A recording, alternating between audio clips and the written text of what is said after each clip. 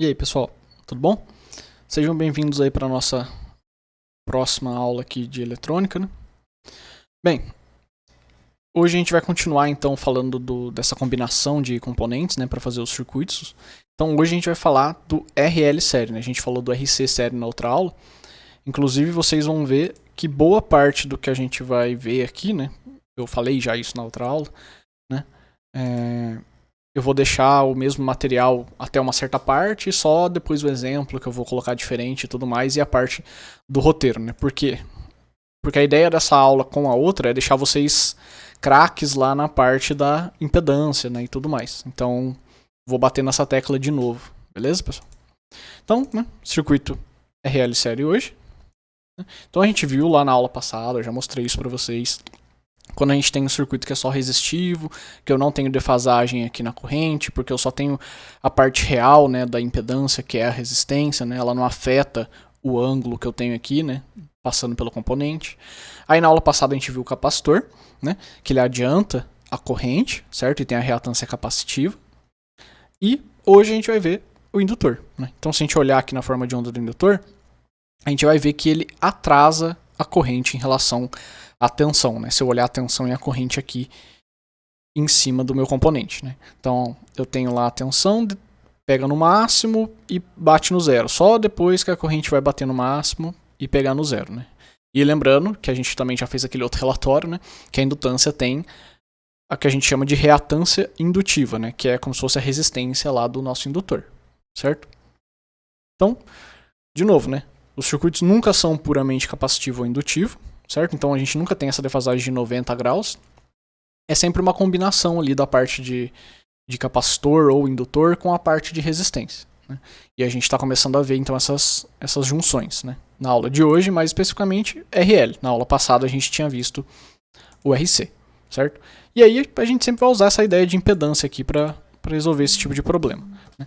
Então na aula passada a gente viu essa parte aqui, que era a parte de capacitores, certo? E aí hoje a gente vai ver, né, inclusive... Opa, isso. Essa parte aqui que era de capacitores, hoje a gente vai focar na parte do indutor, né? Então, a gente usou bastante essa formulazinha na aula passada, né, do XC, agora a gente vai usar a do XL, né, que é mais fácil até do que a do capacitor, né, só multiplicar todo mundo aqui, não tem que fazer 1 sobre nem nada, que é 2π, F, que é a frequência, e L, que é a indutância, certo? E aí aqui nesse caso, quanto maior for a frequência, maior é a reatância, ou seja, maior é a resistência, maior é a impedância que o meu circuito vai ver, beleza? E é sempre em ohms. Então aqui a gente viu também naquela aula passada, né? Eu foquei nessa parte aqui do capacitor, que a gente escreve dessa forma, porque tem uma parte real, que é a parte da resistência, e a parte imaginária, que é a parte que era do capacitor e também é do indutor, né? A diferença da parte imaginária do indutor para o capacitor é esse sinalzinho de menos, né? Aqui no indutor ele é positivo mesmo, né? Então o indutor a gente coloca como mais quando a gente soma ali na impedância, enquanto no capacitor a gente coloca como menos. Nessa aula é só nessa aula é só indutor, então a gente vai escrever dessa forma aqui mesmo. E aí quando a gente monta o circuito, esse triângulozinho, né, a gente tem aqui então o XL aqui para cima, né? Mas é igualzinho a gente fazia antes. Eu ainda posso calcular amplitude da minha impedância, né? O módulo da minha impedância usando Pitágoras, porque é a mesma coisa, né? Eu só mudei qual lado está o triângulo, cálculo igual. E a mesma coisa para o ângulo também, né? Como eu só mudei para qual lado está o triângulo, né? Tá para cima ou tá para baixo, o cálculo do ângulo é o mesmo. Então eu ainda posso calcular por tangente, por seno, por cosseno, como você preferir, né? Mas eu ainda consigo tirar esse ângulo e o valor da impedância, que é o que me interessa aqui, certo? Aí na aula passada eu mostrei esse exemplo do capacitor, nessa aula vamos olhar o exemplo do indutor, né? Então eu tenho aqui esse circuitinho, que tem uma fonte e um indutor, né? Mas, lembrando que geralmente não é assim, mas nesse caso a gente não tem resistência, então R é zero. Então a única impedância que a gente tem aqui é o próprio XL. E como que eu calculo o XL, né? 2π FL. Então 2π, 2 vezes 3,14, que multiplica a frequência, que nesse caso é 240 Hz, que multiplica 15 mH, que é aqui, né? De novo, né, pessoal? Não esquecer das unidades. Se perder com a unidade, vai errar no relatório. Então, Prestem sempre atenção nisso, né? Então se eu multiplicar aqui, eu chego nesse valor aqui de impedância, certo? Se eu tenho impedância, eu posso usar a lei de Ohm, né? Posso usar a lei de Ohm tanto com R quanto com Z. Então, tem aqui, certo? É só lembrar que quando eu uso com R tem que ser só o resistor. Quando eu tenho outras coisas, eu uso com Z, né? Eu coloco lá a amplitude do Z aqui, né? E aí, eu tenho esse valor. De novo, a mesma coisa do ângulo que eu falei lá, né, quando a gente fez para capacitor. Se você não quiser fazer essa conta aqui com o ângulo, é só lembrar de colocar o sinal trocado aqui por causa dessa divisão, né? Mas o que interessa aqui é que esse 50 aqui, quando eu divido por esse 22,61, dá esse 2,21, porque são as amplitudes dos valores, né? O ângulo não está relacionado com a amplitude, né? Se a gente pensasse num círculo, a amplitude é em qual distância do centro a gente está. O ângulo só mostra para mim a abertura, né? Então, esse cálculo aqui de divisão eu posso fazer só com a amplitude e depois eu coloco o ângulo, porque daí funciona também, ok? Provavelmente vocês estão vendo isso lá em fasores, né? Perguntei para vocês na outra aula, vocês falaram que vocês estavam tendo fasores e tudo mais, então vocês já devem estar mais craques nisso. Aqui é a parte que eu também mostrei na aula passada de capacitor, então vou mostrar a de indutor. Então agora RL, certo? Circuito com resistência e indutância. Então tenho aqui essas grandezas, 220 volts, 60 Hz, 30 mA de indutância e 40 ohms de resistência. O Z vai ser dessa forma aqui agora, porque eu tenho tanto o R quanto o L, né? Então tem que calcular o XL, mas também tem a parte do R. Para calcular o XL é só usar a formulazinha, 2π, frequência, que é 60 Hz, e 30 mH, né? Lembra que é 10 a menos 3 por causa do milho. Calculo, vai dar isso daqui, certo? E aí eu teria esse Z. Agora a gente pode ir lá e calcular a amplitude e ângulo do Z, né? Porque agora tem a parte do R também. Então, amplitude é só fazer Pitágoras, né, com 40 e com 11,3, né, 40 que vem direto do resistor e 11,3 que vem da reatância indutiva, certo? Faço isso. E o ângulo eu posso calcular, por exemplo, com o arco tangente, mas pode ser arco seno, arco seno, o que você preferir, né? Mas calculando aqui, usando o próprio X e o R, né, eu tiro aqui que esse aqui é o valor do meu ângulo, certo? E aí, se eu for querer calcular as correntes também, né? Só usar de novo aqui lei de Ohm, né? Então a mesma coisa. Divido a amplitude pela amplitude, né? 220 por 41,57. 220 é a tensão e 41,57 é a amplitude da impedância. E aí, como eu tenho esse ângulo aqui embaixo, é só passar ele com o sinal trocado para cima, né? Então eu ficaria aqui com esse cara aqui, certo? E lembrando, né, que o indutor, quando eu coloco aqui na resistência, né, ele é positivo, só que quando eu faço essa divisão aqui do lei de Ohm, né, ele passa negativo para cima. E isso significa o quê? Né? Que quando eu estou calculando a corrente, essa parte fica negativa, a minha corrente é atrasada em relação à tensão, certo? Que é aquilo lá que a gente viu no gráficozinho também. Beleza, pessoal? Então tem o exemplo do livro, né, fiz a mesma coisa com o capacitor, fiz a mesma coisa aqui com o indutor. Então, basicamente a mesma coisa, tem um indutor, tem um resistor e a fonte. Ele calcula aqui a reatância indutiva usando a nossa formulazinha, 2π, frequência e o valor da indutância, né, que aqui ele colocou 0,5. Calcula lá a amplitude da impedância. E aí depois ele faz aquele cálculo lá de eficaz, né? Então ele calcula qual que é o I eficaz aqui usando esse Z, né? Porque todos esses valores que eu falei ali eram eficazes, né? Porque eu não estou falando nada de pico a pico. Quando a gente não fala isso, é eficaz, né? Então aqui é eficaz. Ele calcula qual que é o valor da resistência, da tensão na resistência, né? Então se eu tenho a corrente e eu tenho a resistência, é só multiplicar. E ele faz a mesma coisa para o indutor, né? Multiplica lá o valor da corrente pelo valor da reatância indutiva, né? Para obter a tensão que está em cima do indutor. E aí vai ser a mesma coisa da outra vez, né? Se a gente olhar esses dois valores, né, 47 e 88,3, se você só somar eles normal, vai dar mais do que 100. Só que você não pode fazer isso. Por quê? Porque essa tensão do indutor aqui tem aquele atraso, né, por causa da corrente. Essa tensão está aplicada lá naquela parte imaginária. Então tem que fazer esse triângulozinho aqui, né? Lembra? Então quando você faz o triângulozinho com a tensão em cima do indutor aqui e a da resistência aqui, se você fizer Pitágoras, vai dar o 100, que é a tensão da fonte mesmo. E a última coisa que ele faz é calcular o ângulo lá, né? E aqui, em vez de usar arco tangente, igual eu falei lá, ele usa arcosseno. E tanto faz, pode usar arco cosseno ou arco tangente, o que vocês preferirem. Porque vocês vão ter os 3 valores lá, né? Dá pra calcular de qualquer forma no triângulozinho. Beleza, pessoal? Então vamos lá pra parte prática, certo? Sem muita enrolação também. Essa aula é mais curta porque é muito parecido com a aula passada. A diferença agora, o que a gente mudou? A gente mudou o nosso capacitor, né?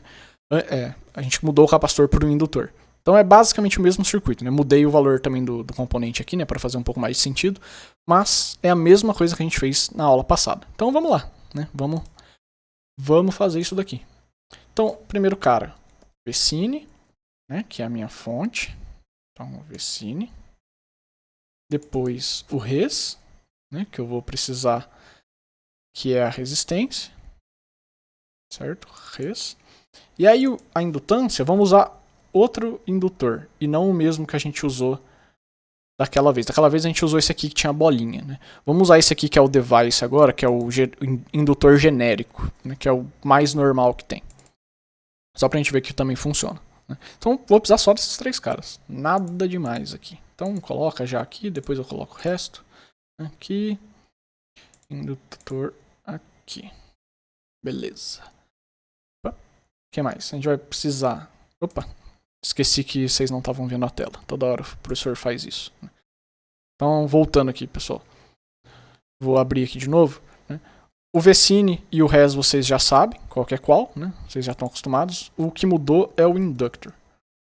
Em vez da gente usar esse aqui que tinha bolinha, igual a gente usou na outra aula que tinha indutor, a gente vai usar esse de baixo, que é o indutor aqui, que ele é indutor, device e generic indutor. Então a gente vai usar esse cara. Então esse aqui que a gente vai usar no circuitinho hoje, ok? Então vamos pôr o ground aqui. Vamos pôr nossos medidores, certo? Então a gente vai precisar medir a tensão, a gente vai precisar medir a corrente, né? A tensão a gente já sabe qual que é a tensão da fonte. E vamos pôr o osciloscópio para a gente poder ver a forma de onda, igualzinho a gente fez lá com capacitores, né? Então arrasta para cá. Vamos ligar todo mundo aqui certinho. Aqui. Vamos virar esse cara. Aqui. Então é 10 mH e 4,7 K de resistência. Então, deixa eu só ver se está funcionando. Tá? Então, 10 mH. Então só pôr um 10 aqui. 10 mH. E aqui 4,7K. Né? Pode ser 4.700 ou 4.7. 4.7. Os dois funcionam igual. E vou ligar o osciloscópio aqui também, para a gente ver a forma de onda antes e depois do meu indutor, para a gente ver aquela parte da defasagem, certo? Por quê? O que a gente vai fazer? Exatamente a mesma coisa que a gente estava fazendo para o capacitor. Então, a gente vai lá na tensão da fonte aqui, a gente já sabe, que é 5 volts dividido por raiz de 2, mas preenche aqui. A gente vai medir a corrente para esses dois valores de frequência. Depois vai trocar os valores, né, do indutor, do resistor, vai fazer a mesma coisa, né? Anotar os valores aqui da corrente. E aí vocês vão vir para cá e fazer as mesmas coisas que vocês fizeram para o capacitor, só que agora para o indutor, né? Então vocês vão calcular, né, para os 4 casos, porque são 2 casos em cada tabela, a impedância Z, né, usando a medida de tensão e corrente, né, lei de Ohm, e usando os valores de RLF. Né? Lembrando que aqui vocês vão conseguir calcular só o valor da amplitude, né, não tem o ângulo aqui. Mas aqui vocês vão conseguir calcular também o ângulo, então calculem o ângulo, né? E depois comparem a amplitude que vocês obtiveram aqui e aqui, certo? E apresenta a tela do osciloscópio para os 4 casos para eu ver lá as defasagens, né? Então indica lá quem é cada curvinha antes e depois do indutor para a gente ver a defasagem que ele vai causar lá, né, na tensão que estava vindo da fonte, ok? Bem, então, né, a gente vai continuar isso daqui. Então são 5 volts pico a pico, ou seja, 2,5 de pico. E aqui são 100 Hz e depois 1000 Hz. Então a gente vem aqui, né? Não precisa mexer em mais nada, só na amplitude, 2,5 e na frequência. É 100 Hz. Isso. 100 Hz e 2,5 de pico, ou 5 de pico a pico. Tem que trocar aqui, né? Provavelmente para miliampere. Então eu mandei simular. O que a gente vê aqui, né? Vamos tirar os outros canais, então a gente vê aqui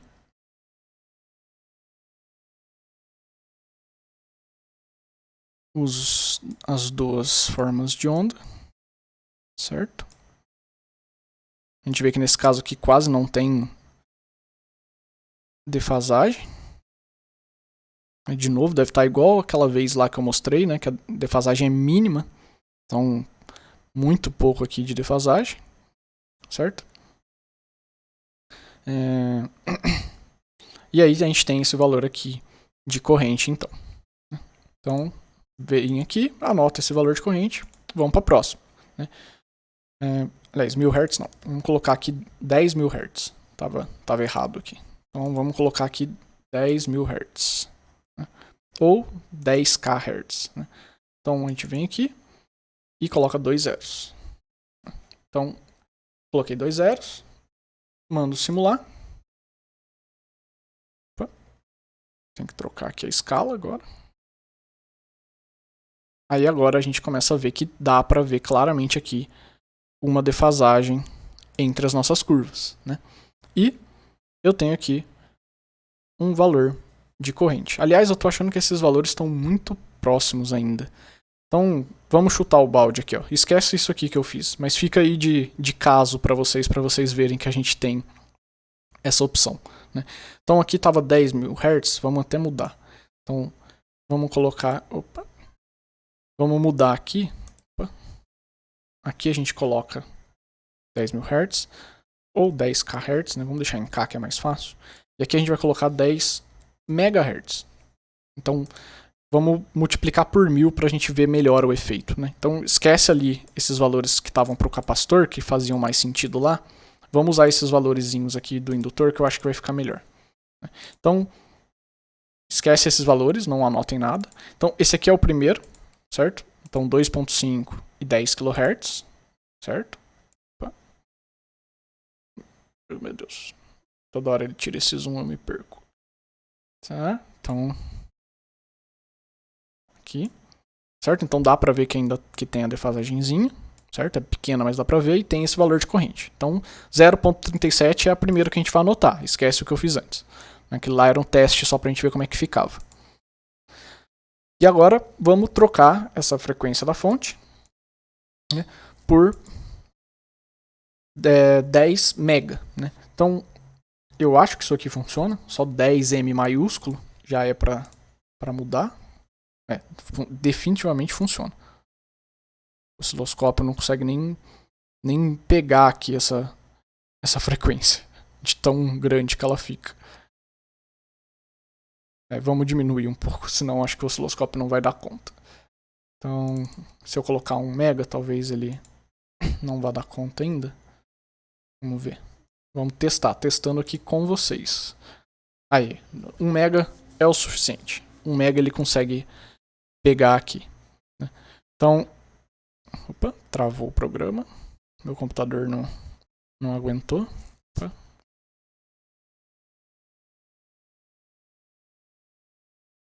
Voltou, tá. Então, vamos colocar ele aqui próximo. E aí dá pra ver também, né, que tem a defasagem aqui. Acho que esse aqui vai ser o mais próximo que a gente vai ter mesmo. Né? Dá pra ver que tem a defasagem aqui. Né? Mas como ficou ruim esse valor aqui de corrente, vamos deixar em microampere, que eu acho que é melhor. Isso. Então, ó, vamos lá. Microampere aqui, né? Ele está estabilizando, né? Lembra que eu falei que ele demora um tempo para simular? Então aqui, ele está estabilizando o valor do indutor. Deixa ele estabilizar lá. Larga ele um tempo lá para ele pensar no valor de corrente que ele está medindo. Pode ser também porque essa corrente é muito pequena também, aí tem todo o tempo aqui dele. Né? Se ele não estabilizar nisso, a gente vê o que a gente faz. Né? Mas esse primeiro aqui de 10k tá bom. Vamos deixar 1 mega aqui. Então, 1 mega. Tá subindo ainda. Ele ainda não estabilizou. Caramba, ele não vai estabilizar mesmo. Tá, vamos ver o que a gente faz aqui então. Pronto, consegui fazer ele estabilizar aqui. Então, pessoal, Vamos usar 10 kHz e 100 kHz, porque 1 MB acho que já está passando muito da capacidade do programa e ele não está conseguindo simular uma frequência tão alta ali com o indutor. Né? Então vamos usar 10K, que a gente já tinha usado mesmo, e 100 kHz aqui. Né? Então, esse caso aqui, né? Então 100 kHz aqui. Não vamos usar mega não, que vai dar errado. Então 100 kHz, mando simular, tem aqui o printzinho, e aí aqui ele vai conseguir estabilizar daqui a pouco. Ele anda só um pouquinho e depois ele para. Então, ó, agora ele tá chegando já. Então dá ali uns segundinhos, ó, ele parou, certo? Então, 27,6 microampere, né? Então, aqui seria 27,6. Cuidado com a unidade, gente. É microampere, né? Aqui tem o símbolozinho certinho, mas eu não vou colocar aqui que eu só estou anotando para vocês, né? E recapitulando aqui, né, como eu precisei parar, o outro caso era 10, né? Então 10 kHz, né? Se eu simular, tem aqui as curvas, né? Tem que ficar mexendo aqui, né, para ficar bonitinho e encaixar. 223 micro, né? Então aqui seria 223 microamperes. Beleza? Então esse aqui seriam os valores para 10 kHz e 100 kHz. Agora vamos mudar o circuito, né? Mudar os valores aqui. Agora a gente vai pôr 15 mH e 3,3K, né? Aqui era 10 e 4,7, agora vai ser 15 e 3,3. E a mesma coisa aqui então, né? Já vou tirar aqui para não esquecer, depois eu imprimo com isso aqui. E a mesma coisa, a gente vai fazer para 10K e 100 kHz. Então a gente só está mudando a frequência, né? Tudo bem, agora eu vou mudar o componente também. Opa. Aliás, eu anotei o valor errado lá, né? Tava 100 milha aqui. Ai, professor burro. Tá, então, façam com o valor certo de componente. Mas ele vai estabilizar também. Então tem aqui 10 mHz, 10 mH, 4,7 A. Então, na verdade, aqui seria 373 microampere. No final eu apago isso aqui, vou deixar aqui que é mais fácil. E para 100 kHz, se eu simular aqui, né, tem que arrumar aqui para caber, bonitinho. Né, e tem que dar um tempo aqui para ele estabilizar. Mas ele vai dar uma estabilizada ali em breve, ele não demora muito não. Né? E aí a gente vai poder anotar o valor aqui também, né, para 100 kHz em microampere. Acho que ele já deu uma estabilizada, então seria 223 microampere. Então 223 microampere, certo? Agora a gente vai mudar os componentes, né? Então era 10 e 4,7, agora vai ser 15 e 3,3. Opa. Então a gente vem aqui, 15 e vem aqui 3,3, né? Então agora a gente tem um cara que está mais forte para o lado indutivo e mais fraco para o lado resistivo. Né? Então, volta aqui, 10K. Né? Se ficar confuso essa ida e volta aqui, lá no dia da aula a gente conversa. Né? Eu sempre faço lá com calma depois. Então, ó, tá dando para ver que tem aqui a defasagenzinha pequena, né? E 514 microampere, né? Então essa daqui era outra tabela, né, de 10 e 4,7, agora é a de 15 e 3,3. Então 514. Então 514 microampere. E agora com 100 kHz. Então pauso aqui, troco aqui para 100, dou OK e mando simular, né? Arrumo aqui para dar o print, né? Senão não vai dar para ver direito. Arrumo ali as escalas, né? Dá para ver. E dá um tempinho aqui para ele estabilizar, né? Nesse caso ele precisa de um tempinho, mas ele já está quase estabilizando ali. Então, recapitulando, né? A gente montou esse circuito, né? Com esses valores aqui, 10 mH, 4,7K e o VCine. E aí a gente colocou 2,5 de tensão de pico ou 5 de pico a pico.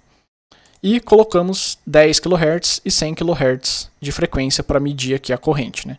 Essa tensão aqui é aquele 2,5 dividido por raiz de 2, né? Seria isso daqui igual em todos os outros. Né? E Depois a gente trocou esses dois componentes, certo? E fez a mesma coisa, né? Colocou 10 kHz e 100 kHz. Então, para 100 kHz é 175 microampere, né? Então aqui seria 175 microampere. Certo, pessoal? Né? E aí aqui, o que vocês têm que fazer? De novo, né? Pegar esses valores, calcular a amplitude usando tensão e corrente, né? Que a gente mediu aqui, a amplitude da impedância, e depois calcular a amplitude da impedância e o ângulo usando R, L e F, né? Ou seja, calculando a reatância indutiva e tendo a resistência, né? Usar aquele triângulo de impedâncias lá, e aí pode usar tangente, cosseno, o que você preferir, e usar Pitágoras, né? Para calcular amplitude e ângulo. E depois comparar as amplitudes, né? Que você obteve aqui e aqui.